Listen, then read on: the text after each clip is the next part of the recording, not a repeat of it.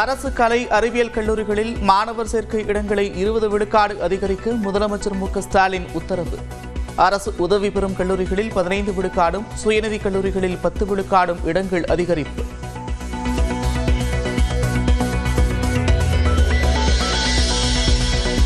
அமைச்சர் K.N. நேருவின் சகோதரர் ரவிச்சந்திரன் மீதான மோசடி வழக்கு நிபந்தனையுடன் ரத்து. 30 லட்சம் ரூபாய் அபராதம் செலுத்த உயர்நீதிமன்றம் ஆணை.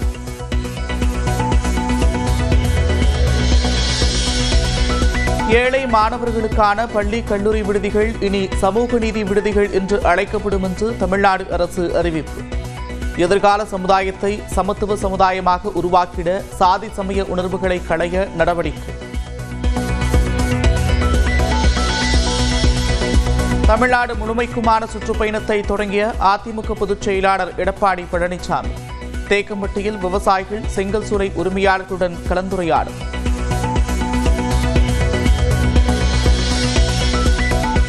திருச்செந்தூர் சுப்பிரமணிய சுவாமி கோவிலில் பிரம்மாண்டமாக நடைபெற்ற குடமுழக்கு விழா.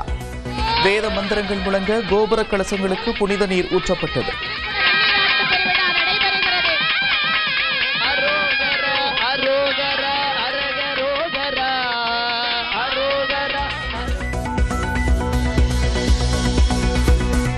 திருச்செந்தூர் கோவில் குடமுழுக்கு முடிந்தவுடன் தோன்கள் மூலம் பக்தர்கள் மீது தெளிக்கப்பட்ட புனித நீர்.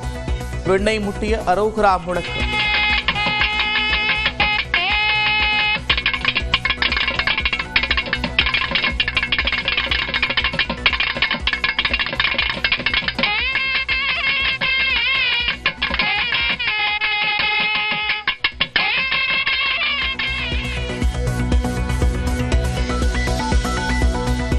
திருச்செந்தூர் கோவில் குடமுழுக்கை காண குவிந்த லட்சக்கணக்கான பக்தர்கள் வெள்ளத்திற்கு மத்தியில் கோலாகலமாக நடந்த விழா.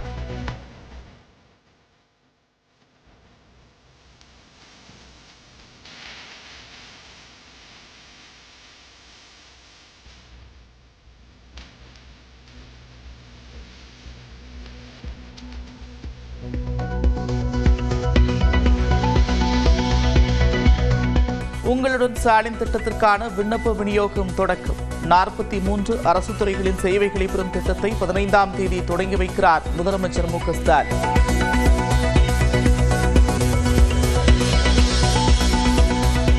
பொறியியல் படிப்பு மாணவர் சேர்க்கைக்கான கலந்தாய்வு தொடங்கியது.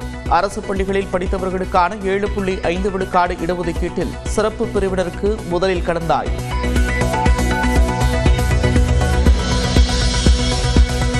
திருவனந்தபுரம் மாவட்டத்தில் காட்டாக்கடையில் குடியிருப்பு பகுதியில் புகுந்த 18 அடி நீளம் கொண்ட ராஜநாகம். துணிச்சலாக பாம்பை பிடித்து காற்றுக்குள் விட்ட பெண் வன அதிகாரி. ചേട്ടാ മറ്റേ ബാഗ് എടുത്തോളൂ. നനയാത്ത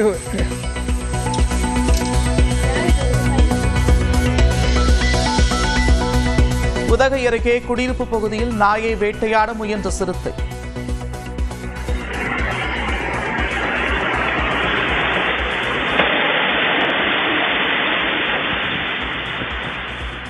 நாய் இடைவிடாமல் குறைத்ததால் ஏமாற்றத்துடன் திரும்பியது.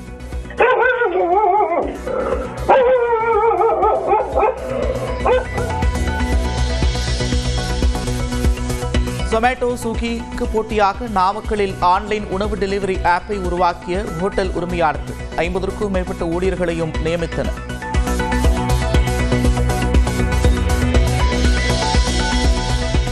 வங்கிக் கணக்கில் குறைந்தபட்ச இருப்பு இல்லாவிட்டால் அபராதம் விதிப்பதை கைவிடுவது குறித்து பொதுத்துறை வங்கிகள் பரிசீலனை.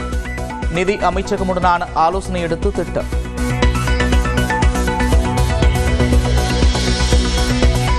பீகாரில் சிறப்பு தீவிர வாக்காளர் திருத்தப் பணிக்கு எதிராக வழக்குகளை ஜூலை 10ஆம் தேதிக்கு விசாரணை.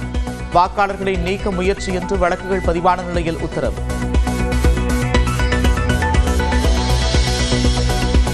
அமெரிக்காவின் கொள்கைகளுக்கு எதிராக செயல்படும் நாடுகளுக்கு கூடுதலாக 10% வரி விதிக்கப்படும். அமெரிக்காவின் வரி விதிப்பு முறைக்கு பிரிக்ஸ் மாநாட்டில் கண்டனம் தெரிவிக்கப்பட்ட நிலையில் அதிபர் ட்ரம்ப் எச்சரிக்கை.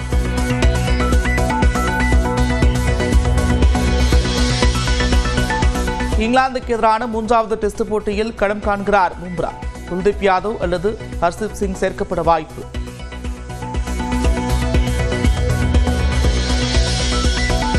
44வது பிறந்த நாளை கேக் வெட்டி கொண்டாடிய தோனி.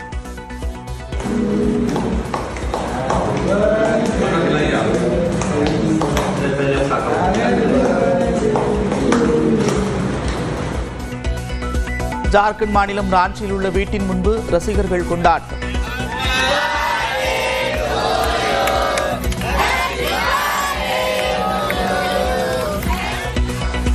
ஏழை மாணவர்களுக்கான பள்ளி கல்லூரி விடுதிகள் இனி சமூக நீதி விடுதிகள் என்று அழைக்கப்படும் என்று முதலமைச்சர் மு க ஸ்டாலின் அறிவித்துள்ளார்.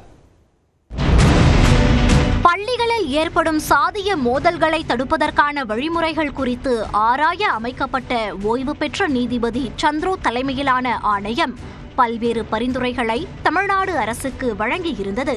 அதில் அரசு பள்ளிகளில் சாதி முன்னோட்டு பெயர்களை நீக்க வேண்டும், அரசு தனியார் பள்ளிகளின் பெயர்களுடன் உள்ள சாதி முன்னோட்டுகளையும் பின்னோட்டுகளையும் நீக்க வேண்டும் என்று அந்த ஆணையம் பரிந்துரைத்திருந்தது. பள்ளியின் பெயர் மற்றும் தனிநபரின் பெயரில் சாதிய பெயர் இருக்கக்கூடாது என்றும் தெரிவிக்கப்பட்டிருந்தது.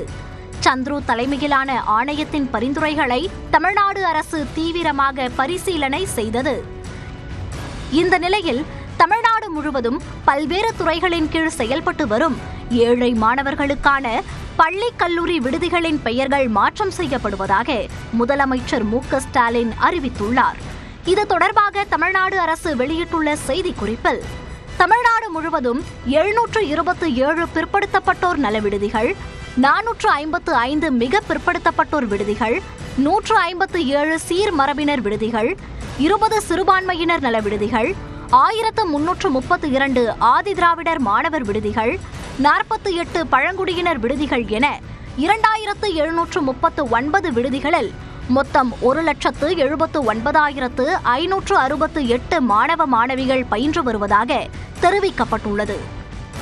அடித்தட்டு குடும்பங்களை சார்ந்த இந்த மாணவர்களின் வாழ்வில் ஒளியேற்றும் அதே வேளையில் எதிர்கால சமுதாயத்தை ஒரு சமத்துவ சமுதாயமாக உருவாக்கிட சாதி சமய உணர்வுகளை களைவது இன்றியமையாதது என தெரிவிக்கப்பட்டுள்ளது. அதன்படி பிற்படுத்தப்பட்டோர், மிக பிற்படுத்தப்பட்டோர், சீர்மரபினர், ஆதிதிராவிடர் மற்றும் பழங்குடியினர் நலத்துறைகளின் கீழ் செயல்படும் பள்ளி மற்றும் கல்லூரி விடுதிகள் சமூக நீதி விடுதிகள் என்று பொது பெயரில் இனி அழைக்கப்படும் என்று அறிவிக்கப்பட்டுள்ளது.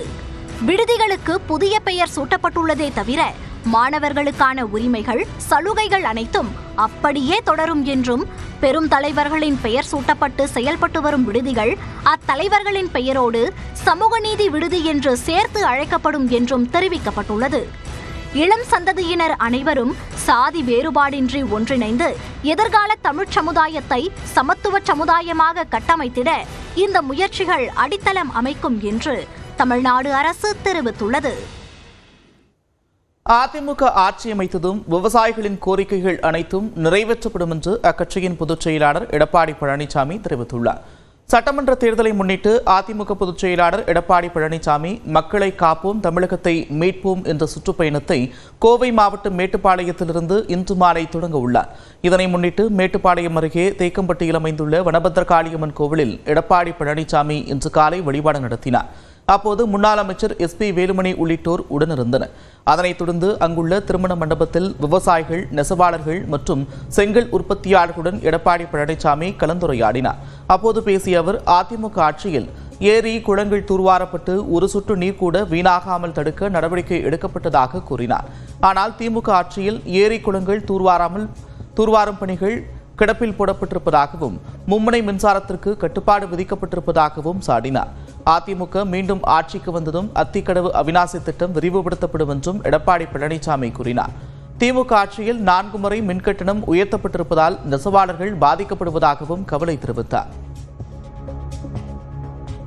இந்த விவசாயிகள் மண்டல் மண்ணா எங்க வேணா விவசாய நிலத்துக்கு கொண்டு போகலாம். அங்கங்க இருக்கிற தாலுக்கா அலுவலகத்தில் ஒரு ஏக்கர் இருந்தா ஒரு 40 யூனிட் அந்த விவசாயிகள் கொண்டு நிலத்துக்கு பண்ணலாம். இதை இலவசமாக கொண்டு போகலாம், யாரும் தடுக்க மாட்டாங்க. ஆனால் இன்றைக்கு அப்படிப்பட்ட நிலைமை இல்லை என்று நான் கேள்விப்பட்டேன். இது விவசாயிகள் சம்மந்தப்பட்டது. ஆகவே விவசாயிகள் நீங்கள் என்ன நினைக்கலாம், அதை விட நிறைய இருக்குது. நானே நேரடியாக விவசாயம் இருக்கிறதுனால அதில் ரொம்ப ஈடுபாடு அதிகம். எதிர்காலத்தில் நீங்கள் நினைப்பதற்கு மேலே விவசாய பணிகள் மேற்கொள்ளப்படும்.